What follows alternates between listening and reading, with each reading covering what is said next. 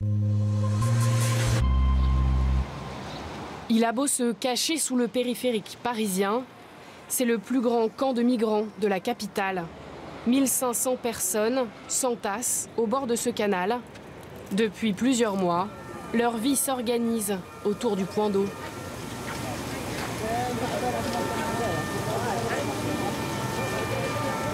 À quelques mètres de là, une affiche annonce l'évacuation prochaine du campement. Aucune date précise n'est donnée, mais beaucoup de migrants s'attendent à l'arrivée de la police. Hier, on disait que la police viendrait aujourd'hui, mais je ne sais pas. Ici, la Croix-Rouge, ils m'ont dit qu'il n'y avait plus de place. Et tu veux aller où? Je vais aller dans une autre ville en France, je ne sais pas où. Dans ce campement, la plupart des migrants arrivent d'Afrique de l'Est et sont passés par la Libye, puis par l'Italie pour entrer en Europe. Redouane est soudanais. Il est arrivé à Paris il y a 3 mois. La vie, elle est dure ici. J'ai pas l'impression d'être à Paris. Je ne comprends pas. On n'est pas des terroristes. On est juste des migrants. On vient de pays en guerre. Et on vient ici pour avoir une chance. La chance de vivre une vie meilleure, une vie en paix. Les gens ici, ils deviennent fous. Je le vois moi-même. On se demande pourquoi on ne s'est pas arrêté en Libye. Alors que les Libyens, vous savez, ils attrapent les gens. Enfin, vous savez ce qu'ils leur font. Ici, on arrive et il n'y a rien.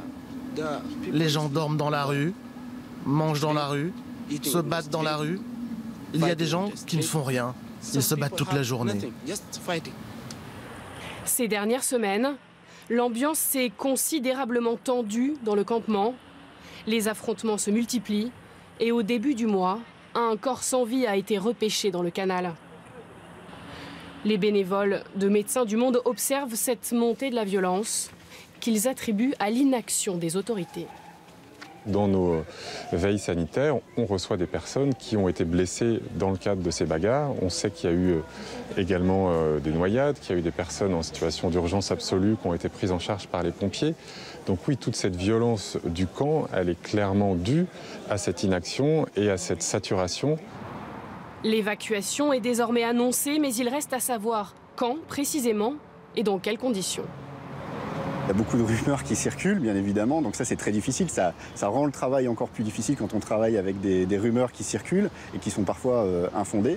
Après, nous, ce qu'on réclame maintenant, mais depuis plusieurs semaines, c'est non pas une évacuation du campement, mais bien une opération de mise à l'abri qui permettrait en fait d'offrir à ces personnes la possibilité de déposer leur demande d'asile dans les meilleures conditions et surtout des conditions dignes. Si on se contente de sortir des personnes pour les mettre dans des gymnases ou dans d'autres dispositifs qui ne sont pas adaptés, les campements se reproduiront.